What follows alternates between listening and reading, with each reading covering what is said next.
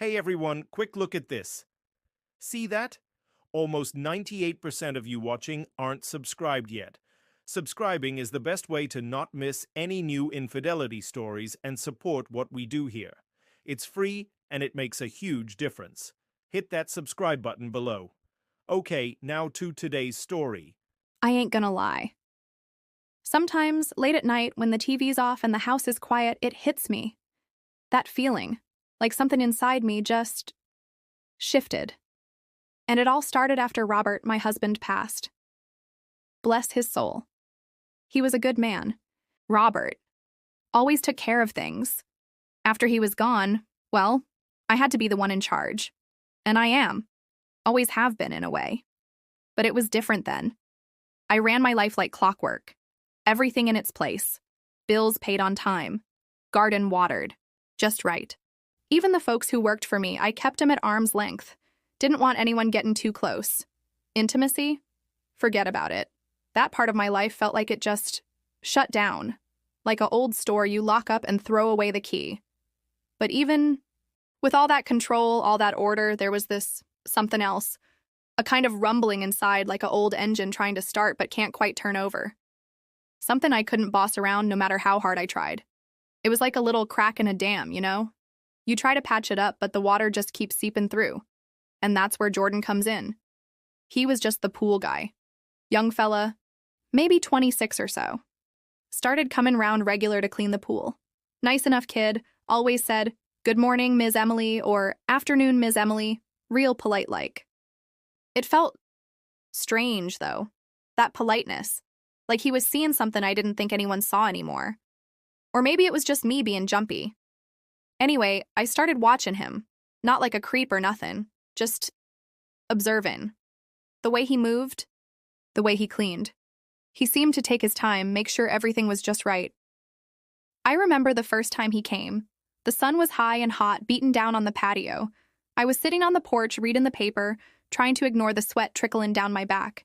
He walked up to the gate, gave a little wave, and said, "Mornin', Ms. Emily, Jordan from Sparkling Pools."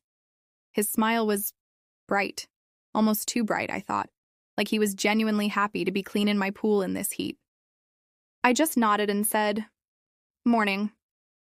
Didn't even look up from my paper. Tried to act like I was too busy to notice him, but I did. Oh, I noticed him all right. The way his t-shirt stretched across his shoulders, the way his jeans looked a little faded. He had kind eyes. I saw that even from under the brim of my hat. I tried to ignore it, tried to keep that distance I was so good at. But something about him, it just kept pulling me in, like a little moth to a porch light on a summer night. I didn't understand it. I didn't want it. But there it was. That little seed of something new, planting itself in the dry soil of my life. And even though I tried to pretend it wasn't there, I knew deep down things were starting to change. And not in a way I could control. Not anymore. It was like the universe was throwing me a curveball, and I didn't even have a glove to catch it with. All I had was this weird feeling in my gut, telling me that my carefully built walls were about to get a whole lot shorter. And maybe, just maybe, that wasn't such a bad thing after all. But at the time, Lord, it felt like the end of the world. Or at least the end of my world as I knew it, and that was scary, real scary. It was the little things, you know? The way Jordan would brush the sides of the pool, making sure there wasn't a single leaf left. The water would shimmer in the sunlight, and he'd move with a quiet kind of focus. One time I went out there while he was working. The air smelled of chlorine and sunshine. "You're real thorough, Jordan," I said, trying to sound casual, like I wasn't really paying that much attention. He stopped brushing and looked up at me, that bright smile again, and a little bead of sweat trickled down his temple. "Gotta make sure it's perfect for you, Ms. Emily," he said. "That's my job." I just nodded, feeling a little flutter in my chest. "Well, it looks good," I said, and then turned to go back inside, not wanting to linger too long. But inside I was thinking, perfect for me? Why would he care if it's perfect for me? It was probably just politeness, but still, it stuck in my head, replaying in my thoughts like a favorite song. or how he'd always empty the skimmer basket, even if it didn't look that full to me. I started thinking he was doing it on purpose, like he was trying to get my attention without actually saying anything, which, looking back, was probably exactly what he was doing. But at the time, I was too caught up in my own head to see it clear. Every week when he'd come round, there'd be this little bit of tension in the air. Not bad tension, not like we were going to start yelling at each other. More like a quiet kind of electricity. Like when you know a storm's coming and the air just feels different, heavy and still. It was intriguing, though. I couldn't deny that. Here I was, a woman who thought she had everything figured out, suddenly finding myself looking forward to the day the pool boy came. It was ridiculous, really. I'd catch myself peeking out the window, seeing if his truck was pulling up the drive. It was a beat-up Ford, kinda dusty, with his company logo on the side. And then I'd scold myself for being so silly. Emily, I'd say to myself, he's just doing his job. Don't go making something out of nothing. But the feeling wouldn't go away. It was like this little tug of war inside me. One part of me, the Martha part, the one who liked things neat and tidy, was telling me to ignore it, to keep my distance. But the other part, the part I thought had gone to sleep years ago, was starting to wake up. It was like a flower pushing its way through concrete. Unexpected, stubborn, and kinda beautiful, in a strange way. I started paying more attention to how he looked, the way the sun would catch the blonde hairs on his arms, making him look almost golden. The way his t-shirt would cling to his back when he leaned over the pool, showing the muscles moving underneath. Things I hadn't noticed before. Or maybe I had, but I'd just pushed them to the back of my mind, thinking those kinds of thoughts weren't for a woman my age anymore. Now, they were right there, front and center, like a picture I couldn't stop looking at. It was like my brain had decided to switch channels, and all of a sudden, the pool boy channel was the only one I could get. One time, I went out to water my roses, the sprinkler hissing softly in the background, and he was testing the water with those little strips. "How's it looking?" I asked him, trying to sound interested but not too interested. He held up a little vial, the liquid inside a clear blue. "Perfectly balanced, Ms. Emily. Just the way it should be." He smiled at me, and I swear my stomach did a little flip, like I was on a roller coaster. And with each week that passed, that connection, that unspoken thing between us, it just kept growing. It was like a vine, slowly but surely creeping up the walls I'd built around myself, brick by silent brick. And I knew, deep down, that those walls weren't going to hold forever. Something was going to give. And I had a feeling it was going to be me. One Tuesday, I remember it clear as day. The sky was a bright, cloudless blue, and the air was thick with the smell of cut grass from Mr. Henderson's yard next door. Jordan was taking longer than usual cleaning the pool. The sun was beaten down, making the water sparkle, and I was sitting on the porch swing trying to read my book. But the words just blurred together. My eyes kept drifting over to where he was working. He was down by the deep end, scrubbing the tiles with a long brush. I could see the muscles in his back flexing with each stroke. The way his t-shirt stuck to his skin with sweat. Lord have mercy. I felt this sudden urge to just watch him. It wasn't like I was trying to be nosy. It was more like I couldn't help myself, like I was under some kind of spell. He finally finished with the tiles and stood up, stretching his arms above his head, his t-shirt pulling up just a little at his waist. He looked over at me, and this time, he held my gaze. I quickly looked back down at my book, feeling my cheeks get hot like I'd been caught doing something I shouldn't. A few minutes later, he walked over to the side of the pool closest to the porch. The water lapped gently against the sides. "Everything looking all right, Ms. Emily?" he asked, his voice a little louder than usual to carry across the yard. I looked up at him, trying to act like I hadn't been staring. "Yes, Jordan, everything looks fine," I said, maybe a little too quickly, my voice sounding a bit shaky. He leaned against his pole, looking right at me, his blue eyes kind of crinkling at the corners from the sun. "It's a hot one today," he said, wiping a bit of sweat from his forehead with the back of his hand. "Sure is," I replied, fanning myself with my hand, even though it didn't do much good. There was this silence for a moment, just the sound of the cicadas buzzing in the trees, and then our eyes met again. This time, it lasted longer. Just for a second. Maybe two. But it felt like time just stopped. There was this something in his eyes. A warmth, maybe. And something else I couldn't quite place. Maybe it was just my imagination running wild. But it felt like he was seeing me. Really seeing me, for the first time. Not just as the lady who owned the pool, but as something else. A person. A woman. And I was seeing him too. Not just as the pool boy, but as Jordan. In that moment, there was this tension, thick and heavy, hanging in the air between us. It was like we were speaking without saying a word. A silent conversation that passed between our eyes. And in that conversation, I felt something shift inside me. It was like a dam breaking. All those emotions I'd been holding back for so long, they started to bubble up. Confusion, curiosity, and, yeah, I gotta admit it, attraction. It scared me. Something fierce. My heart pounded in my chest. I didn't know what to do with these feelings. I hadn't felt like this in, not since Robert. And that was a lifetime ago. I tried to look away, to break the connection. But I couldn't. It was like my eyes were glued to his. And then he smiled. A small, shy smile that made my stomach do a little flip. And then he looked down, picked up his brush, and went back to work, the spell broken. But the moment lingered. It hung in the air like the scent of chlorine after a hot day. I went back to my book, but the words just swam before my eyes. My heart was racing. My palms were sweaty. What was happening to me? I was losing control. And for a woman like me, that was the scariest thing of all. But deep down, underneath the fear, there was this little flicker of excitement. Like maybe, just maybe, this was something I needed.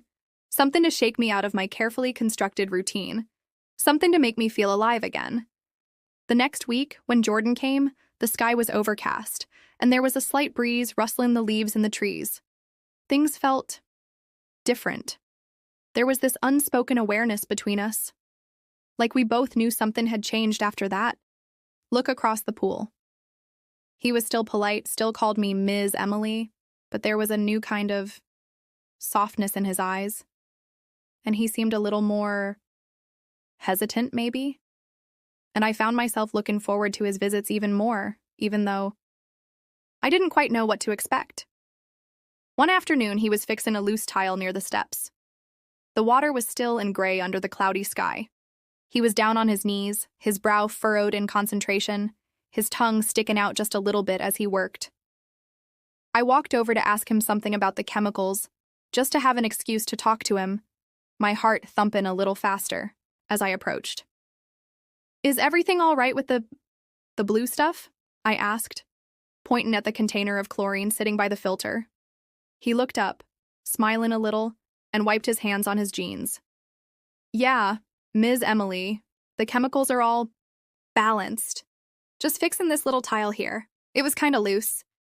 As I was talking, looking down at him, I kinda stumbled a little on the edge of the pool, my sandal catching on a crack in the concrete. He reached out quickly and put his hand on my arm to steady me. "Whoa, careful there," he said, his grip firm but gentle, his fingers warm through my thin sweater. It was just a quick touch, nothing much. But Lord, it felt like a jolt of electricity went right through me, starting where his hand touched my arm and spreading all the way to my fingertips. My skin tingled where his fingers had been. I looked down at his hand on my arm, his knuckles white from the pressure, and then up at his face. He looked a little flustered, like he hadn't meant to touch me for so long, his eyes wide with concern. He quickly pulled his hand away and apologized, his cheeks flushing a little. "Sorry, Ms. Emily," he mumbled, looking down at the tile again. "Didn't mean to." "It's all right, Jordan," I said, my voice sounding a little breathy even to my own ears. My heart was still racing, but inside my heart was doing a little dance. That touch. It had confirmed something for me. that the attraction I was feeling wasn't just in my head. It was real. And it was mutual. I could feel it. After that, things started to feel charged. Every time he was around, there was this undercurrent of something more than just customer and pool cleaner. We'd talk a little more each week, not about anything important, just the weather or the garden. One time, I asked him about his weekend. "Oh, just hung out with some friends," he said, looking up from skimming the leaves. "Went fishing down by the lake. Didn't catch much, though." "Sounds nice," I replied, watching the way the breeze ruffled his hair. "You like fishing?" he asked, leaning on his net handle. I chuckled, remembering Robert's old fishing hat. "Haven't been fishing in years. Robert used to take me sometimes." There was a little silence, the only sound the gentle slosh of the water, and then he said, looking right at me, Maybe sometime I could take you." My heart did another little flip. "Maybe," I said, trying to sound nonchalant, but my voice probably gave me away. But even those simple conversations felt meaningful, like we were both trying to find a way to connect without actually saying what we were really thinking. Then, one day, as he was getting ready to leave, the sky was starting to get dark, and a few fat raindrops splattered on the patio. He hesitated. He was standing by his truck, looking down at the ground, kicking a little stone with his boot. I could tell he had something on his mind. "Ms. Emily," he said, finally looking up at me, his eyes searching mine in the dim light. Can I be honest with you about something?" My heart skipped a beat. "Sure, Jordan," I said, trying to sound calm even though I was anything but. He took a deep breath, like he was gathering his courage. I've been trying real hard. Not just with the pool, I mean. I've been trying to get your attention." He looked a little embarrassed as he said it, looking down at his boots again, like he was afraid of what I might say. But there was also this hopeful look in his eyes, a vulnerability that kind of melted something inside me. And in that moment, all my carefully constructed walls just crumbled. I couldn't deny it anymore. The way I felt about him, the way he seemed to feel about me. It was all there, out in the open, hanging in the rainy air between us. The air between us got thick, heavy with the scent of rain and something else. Anticipation, maybe? You could practically cut it with a knife. The unspoken attraction that had been building up for weeks was finally out in the open.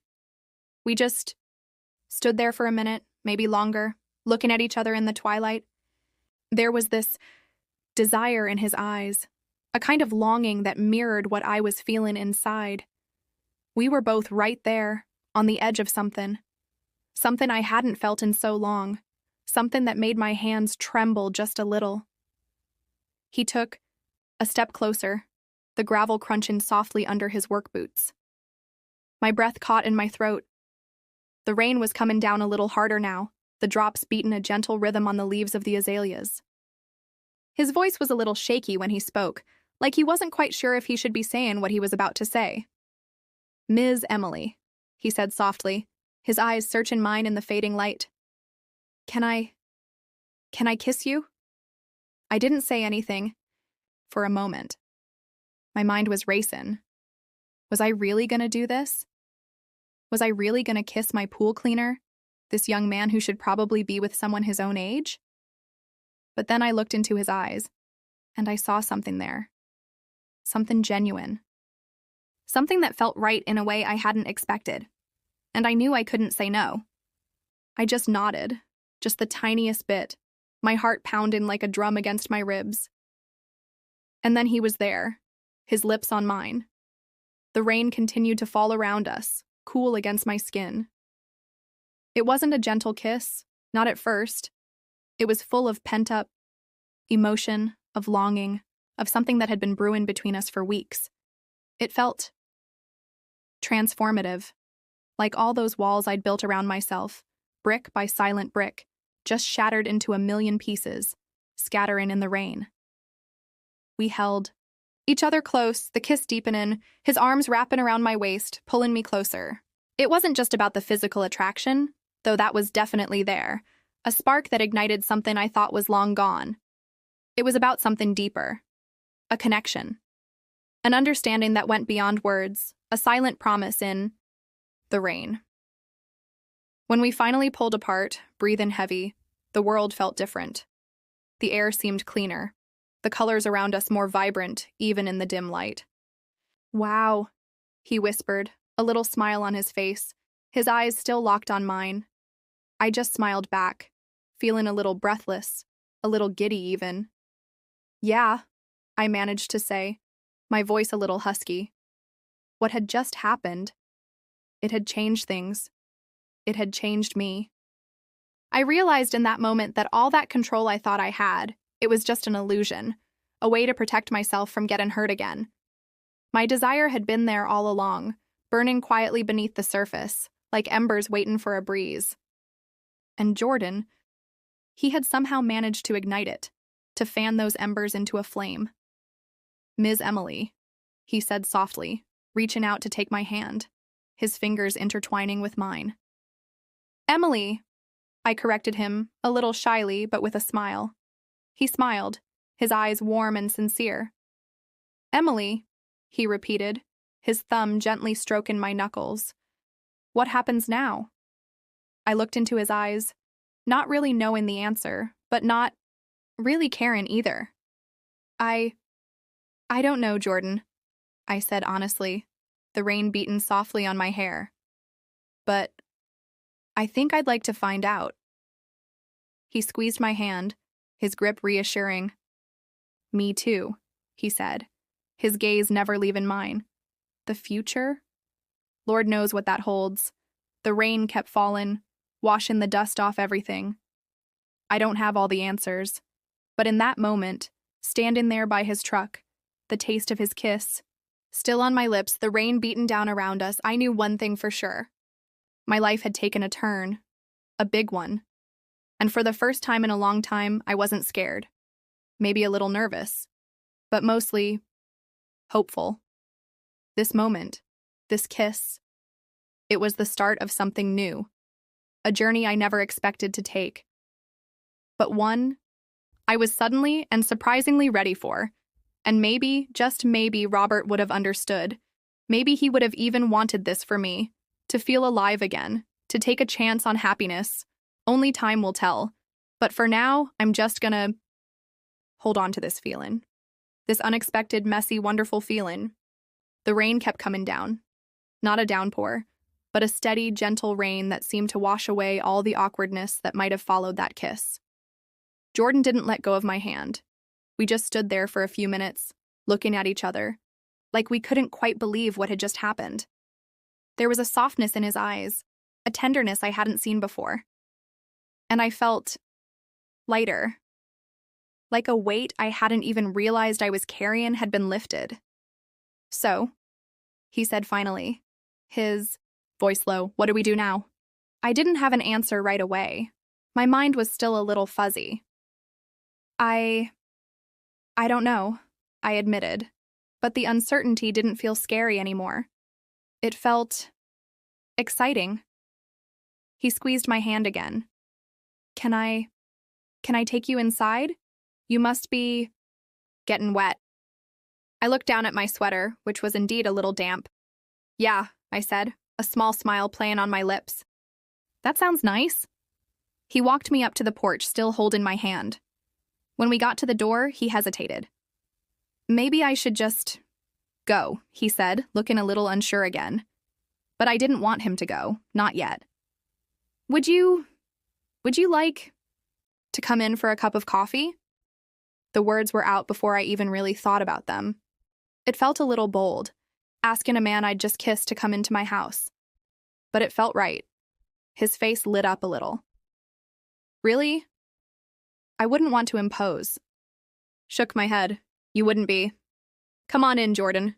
He followed me inside, shaking the rain off his hair. My house felt different all of a sudden, warmer somehow. I took his wet jacket and hung it on the coat rack. He looked around the living room, his eyes taking in the familiar furniture, the photos on the mantelpiece. "You have a lovely home. Emily," he said, his voice respectful. Thank you, I replied. Come on in the kitchen, I'll put on some coffee. While the coffee was brewing, we stood there, a little awkwardly at first. I could feel his eyes on me, and I kept catching myself looking back at him. There was this new kind of energy in the air, a nervous excitement. So, I said, trying to break the silence. How long have you been cleaning pools? He chuckled. About 5 years now. Started it up after I finished school. We talked for a while, about his work, about my garden, about all sorts of things. It was easy, comfortable, like we'd known each other for longer than just a few months of him cleaning my pool. When the coffee was ready, we sat at the kitchen table, the rain still tapping softly against the window. We talked some more, and with each word, each glance, I felt that connection between us growing stronger. He told me about his dreams of maybe opening his own pool supply store someday. I told him a little bit about Robert, about our life together. It felt good to talk about it, to share that part of myself with him. As the afternoon wore on, the rain finally stopped, and a weak sun peeked through the clouds. Jordan stood up to leave. Thank you for the coffee, Emily, he said. And for everything. I walked him to the door. Thank you, Jordan, I said. For everything, too. He hesitated at the door, then turned back to me. Can I see you again? There was that hopeful look in his eyes again, and it made my heart melt. A little. I didn't even have to think about it. Yes, Jordan, I'd like that very much. He smiled, a real, genuine smile that reached his eyes. Maybe we could go fishing sometime? I laughed. Maybe we could. He leaned in and gave me a soft kiss on the cheek. I'll call you, he said. And then he was gone, walking down the driveway to his truck. I stood in the doorway, watching him go, a silly grin on my face. The house felt different, brighter. The world felt like it had a little more color in it. That kiss in the rain. It wasn't just a moment. It was the start of something. And for the first time in a long time, I was really looking forward to seeing where it would lead. Well, that was a while ago now. Jordan and I, we're still seeing each other. It hasn't always been easy. There's been whispers, of course. People in town talk. A woman my age with someone as young as Jordan. It raises eyebrows. And sometimes, I still catch myself wondering what Robert would think. But then I look at Jordan, at the way he looks at me, the way he makes me laugh, the way he makes me feel alive again. And I know deep down that this is right. It hasn't been a fairy tale. We've had our disagreements, our moments of doubt. There's a big age difference, and sometimes that feels like a real thing. He's got his whole life ahead of him, and well, I've lived most of mine. But we talk about it. We're honest with each other. And we find our way through it. He did take me fishing, by the way. We didn't catch a single thing, but we had a good time. We sat by the lake just talking and laughing, the sun warm on our faces. It was simple, but it was perfect. I'm not sure what the future holds for us. Maybe it's just a fleeting thing. Maybe it'll last. I don't know. And honestly, I've stopped worrying about it so much. For so long, I was so focused on controlling everything, on keeping everything neat and tidy. But life ain't neat and tidy. It's messy. It's unpredictable.